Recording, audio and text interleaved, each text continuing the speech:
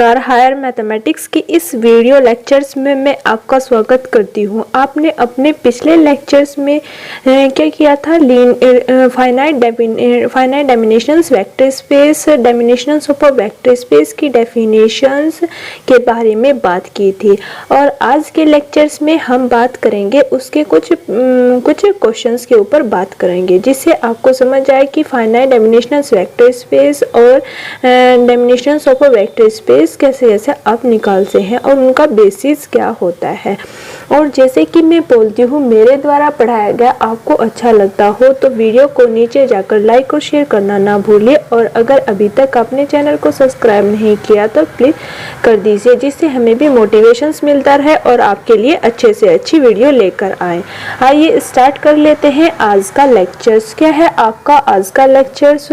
इसमें हम आपके लिए लेकर क्या आए हैं कि कुछ प्रीवियस ईयर क्वेश्चंस। क्या है आपके क्वेश्चंस? क्या है फर्स्ट क्वेश्चंस आपका?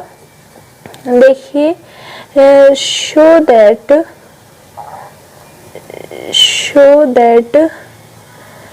Vector 1 2 1 2 1 0 1 -1 2 of R3 from a basis 4R3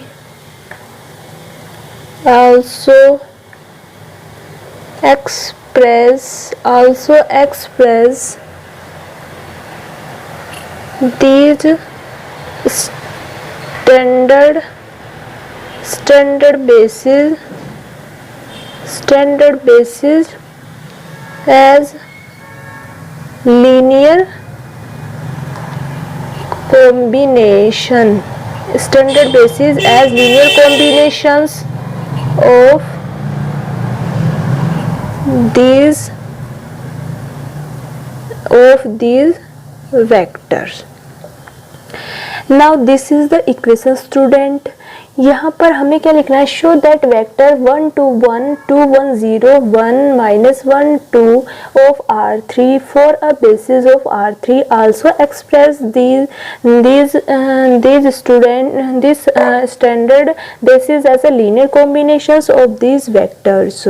यहाँ पर इस सेट्स R3 का बेसिस कैसे दिखाएंगे, और ये आपके इससे पहले वाले लेक्चर्स में बता चुकी हूँ कि आप इस सेट्स ऑफ वेक्टर का लीनियर कॉम्बिनेशंस दिखाएंगे। और क्योंकि इसका जो डेमिनेशंस है, क्योंकि ये क्या है, आपके 3 टपल्स है इसमें और 3 ही इसमें क्या है, कोऑर्डिनेट है। क्या है, आपके 3 टपल्स है और 3 ही कोऑर्डिनेट्स है। ओके, और जो सेट्स है वो लीनियरली इंडिपेंडेंट होना चाहिए। It means that's become the basis of R3। अब ये एक नई चीज है, इसमें आपका क्या है, क्या बोला गया है? As express these standard basis as linear combinations of these vector।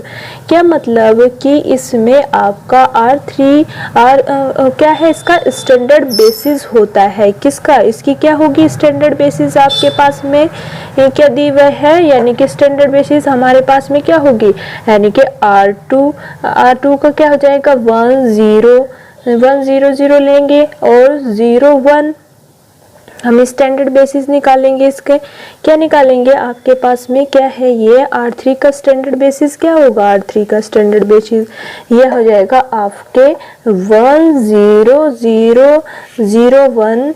ये क्या होगा, 0 0 1 0 और 0 0 1। ये हो जाएंगे आपके standard basis. This is the standard basis. उसी तरह से हम R स्क्वायर का निकालेंगे, ये R3 का हो गया। और फिर R2 का क्या होगा, आपके पास में 1 1 1 0 और 0 1। Rn का क्या हो जाएगा, आपके पास में 1 0 0 और 0 एन टपल्स होंगे इसमें, और 0 1 एन टपल्स के फॉर्म में, 0 0 1 एन टपल्स के फॉर्म में। तो आर एन का निकालेंगे तो ये एन स्टैंडर्ड में चला जाएगा, एन टपल्स में चला जाएगा। समझ में आ गया? इसमें क्या होंगे? आपके एन टपल्स होंगे। तो ये स्टैंडर्ड बेसिस होते हैं, बारी बारी से आगे लेकर जाते हैं और हर बार पहला टपल्स 1 आएगा, पहला टपल्स आपका 1 आएगा, फिर 0 एन होगा, बाकी सारे 0, फिर दूसरे वाले में दूसरा 0 फर्स्ट सेकंड 1 और फिर थर्ड वाले में 0 0 1 एन टपल्स हो जाएंगे और सारे कोऑर्डिनेट 0 हो जाएंगे। तो ये स्टैंडर्ड बेसिस होता है। अब इक्वेशंस, अब क्वेश्चंस में क्या है, इन स्टैंडर्ड बेसिस के जो एलिमेंट है वो express also express these standard basis are linear combinations of these vector. इन स्टैंडर्ड बेसिस के जो वेक्टर है इन्हें इन तीनों के लीनियर कॉम्बिनेशंस के रूप में लिखा जा सकता है। तो उसके लिए बहुत इजी है। कौन से, कैसे लिख सकते हैं हम इसको हम ये भी लिख सकते हैं कि E equal to A1 2 1 plus A2 2 1 0 plus A3 1 minus 1 2। मतलब हमें तो पता नहीं है कि ये स्केलर क्या यूज़ करते हैं, इसके साथ में E1 आ जाएगा, E1 नंबर आ जाएगा। तो दैट्स वाई ले लिया हमने, क्या ले लिया कि 1 1 0 0 इक्वल टू क्या हो जाएगा A1 प्लस 2 A2 और A प्लस क्या हो जाएगा आपके पास में A3, क्या हो जाएगा आपका A3 और 2A1 plus A2 minus A3, फिर आपका हो जाएगा A1 A2 0 हो गया प्लस 2A3। ये आपकी इक्वेशन बन जाएगी। तो ये हमारे पास में 3 इक्वेशंस आ गए स्टूडेंट, क्या आ गए, and this is equal to, हम इनको कैसे लिख लेंगे, कैसे लिखेंगे कि imply that's A1 plus 2A2 plus A3 equal to 0, equation first.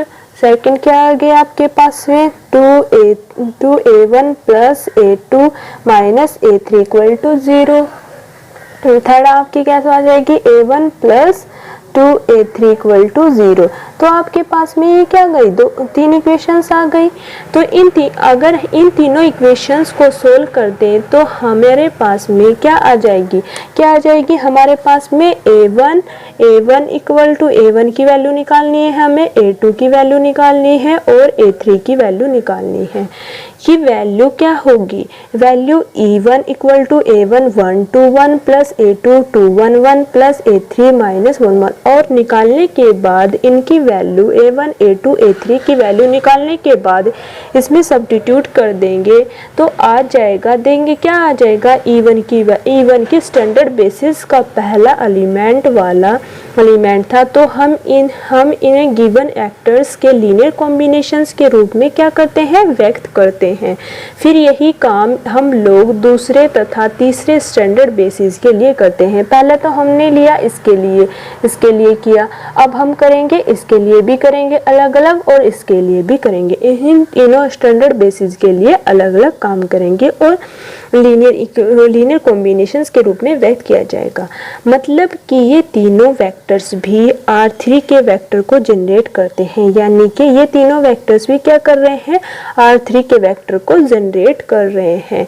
It means that कि तीनों के लीनियर कॉम्बिनेशन से व्यक्त हो जाएगा, मतलब कि ये तीनों वेक्टर्स भी R3 के वेक्टर्स को जनरेट कर रहे हैं। ठीक, इट मीन्स दैट इन तीनों के लीनियर कॉम्बिनेशन से इन तीनों को बनाया जा सकता है, इन तीनों के लीनियर कॉम्बिनेशन से इन तीनों को बनाया जा सकता है। देखिए आपका स्टैंडर्ड बेसिस की प्रॉपर्टी क्या थी, बेसिस की प्रॉपर्टी क्या थी आपकी, बेसिस तो हम दिखा चुके हैं और ये हम कैसे भी करके भी देख रहे हैं। इन तीनों को सोल्व करने के बाद में आपके पास में रिजल्ट में क्या आएगी, आपकी इसकी वैल्यू क्या आ जाएगी आपके पास में, इसकी वैल्यू आपके पास में आ जाएगी, यानी कि a1 की वैल्यू आ जाएगी माइनस के 2/9 और a2 की वैल्यू आ जाएगी 5/9 और a3 की वैल्यू आ जाएगी 1/6। ये रिजल्ट में मिल जाएगा। यही काम हम दोनों स्टैंडर्ड बेसिस के साथ भी करेंगे। तो फिर इन तीनों वेक्टर्स के लीनियर कॉम्बिनेशंस के रूप में इन तीनों वेक्टर्स को एक्सप्रेस कर पाएगा। तो जो कि हमने कहा था कि स्टूडेंट, तो ये क्वेश्चंस हुआ स्टूडेंट की कैसे किसी बेसिस की मदद से किसी दूसरे वेक्टर के लीनियर कॉम्बिनेशंस को बताया जा सकता है। ये आपको समझ आ गया होगा। आइए नेक्स्ट क्वेश्चंस पे भी चलते हैं। क्या है आपका नेक्स्ट क्वेश्चन नंबर 2। क्या हो जाएगा आपके पास में नेक्स्ट क्वेश्चन नंबर 2, यानी कि show that the sets S equal to A plus i b. Complex में लेंगे हम इसको, A plus C plus i b is a basis of CR if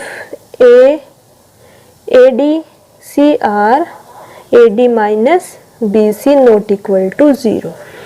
आपको क्या दिखाना है इसमें, जब आपको दिखाना है कि AD minus BD not equal to 0, तो ये एक बेसिस होगा। इसमें क्या, show that the set X equal to A plus i b C plus i b is a basis of a CR of if AD minus BD not equal to 0। तो ये basis होगा। मैं आपको इससे ज़्यादा हिंट दे दूंगी, करूंगी कैसे कि AD minus BD not equal to 0 लाएंगे तो बहुत ही इजी है। हमें इस लीनियर कॉम्बिनेशंस दिखाना होगा। हमें इसे क्या दिखाना होगा, लीनियर कॉम्बिनेशंस दिखाना होगा, लीनियरली इंडिपेंडेंस दिखाना होगा। उसके लिए हमें क्या बनाएंगे, हम लीनियर कॉम्बिनेशंस बनाएंगे। कैसे बनेगा इसका लीनियर कॉम्बिनेशंस की A1 A plus i b plus A2 C plus i d equal to 0 plus i 0। आवर्स ये क्या है आपका 0 वेक्टर्स। ये इक्वल ले लिया क्योंकि कॉम्प्लेक्स नंबर है तो कॉम्प्लेक्स वेक्टर्स लिया। इस हमने क्या एंड आपके पास में क्या हो जाएगा, इम्प्लाई दैट्स A1A इसकी मल्टीप्लाई करेंगे plus A2C plus i A1B plus A2D equal to 0। तो आपके पास में क्या बन जाएगी, A1A plus A2C equal to 0, A1B plus A2D equal to 0। इन दोनों को सोल्व करके इनकी वैल्यू को निकालना है। अब जरा ध्यान दीजिएगा, इन दोनों इक्वेशंस के लिए हम कोफिशिएंट मैट्रिक्स होगा, क्या हो जाएगा, कोफिशिएंट मैट्रिक्स से यूज कर लेते हैं। कैसे निकालेंगे हम कोफिशिएंट मैट्रिक्स से, कोफिशिएंट मैट्रिक्स क्या हो जाएगी आपकी coefficient matrix, A determinant equal to AC और BD। कैसे निकलेगी इसकी डिटरमिनेट, यानी कि AD माइनस BC। अब जरा ध्यान दीजिएगा बच्चों, जो हमें सेट्स ऑफ वेक्टर दिया गया हो उसका ये इस CR का बेसिस तब बनेगा, मतलब ये जो सेट्स ऑफ वेक्टर जो दिया हुआ इस CR का बेसिस तब बनेगा। और ये जो सेट्स ऑफ वेक्टर है ये लीनियरली इंडिपेंडेंट तब होगा जब इस ACBD इस कोफिशिएंट मैट्रिक्स की डिटरमिनेंट की वैल्यू 0 ना आए। और इट मीन्स दैट अगर ये इक्वल टू 0 नहीं है तो उसी केस में ये जो सेट्स ऑफ वेक्टर हैं ये लीनियरली इंडिपेंडेंट होंगे स्टूडेंट। तो यहाँ पर ये कंडीशंस आसानी से दिखाई जा सकती है कि इसके लिए AD माइनस BD को इक्वल 0 नहीं होना चाहिए। क्या होना चाहिए, AD माइनस BD को इक्वल 0 नहीं होना चाहिए, क्योंकि अगर ये 0 होगा तो ये sets of vector linearly independent हो जाएगा, और डिपेंडेंट सेट्स ऑफ वेक्टर जो होते हैं वो बेसिस बना ही नहीं सकते। तो इसके लिए इसका क्या हो जाएगा, नॉट इक्वल टू 0 होना ही पड़ेगा। इसको क्या होना चाहिए, नॉट इक्वल टू 0 होना ही पड़ेगा। तो इसके लिए तो यहाँ पर ये चीज़ भी फिनिश हो गई। आपको ये स्टूडेंट ये क्वेश्चंस आपको समझ आ गए होंगे, आपने कैसे कैसे इसको निकाला और कहाँ कहाँ पर ये बेसिस की फॉर्म में आपको जनरेट करके निकाले गया। आपको ये पता होगा लास्ट क्वेश्चंस में क्या दिया था कि अगर इसमें sets of vector linearly independent हो जाएंगे और डिपेंडेंट सेट ऑफ वेक्टर जो होते हैं वो बेसिस बना ही नहीं पाते, वो क्या करते हैं, वो बेसिस बना ही नहीं पाते। तो इसके लिए इसका नॉट इक्वल टू 0 होना ही पड़ेगा किसी भी कंडीशंस में। तो यहाँ पर ये चीज़ आपको क्लियर हो गई। एंड नेक्स्ट लेक्चर में नेक्स्ट टॉपिक के ऊपर बात करेंगे। आई होप आपको लेक्चर अच्छा लगा हो, समझ आया होगा। धन्यवाद, थैंक यू फॉर वॉचिंग।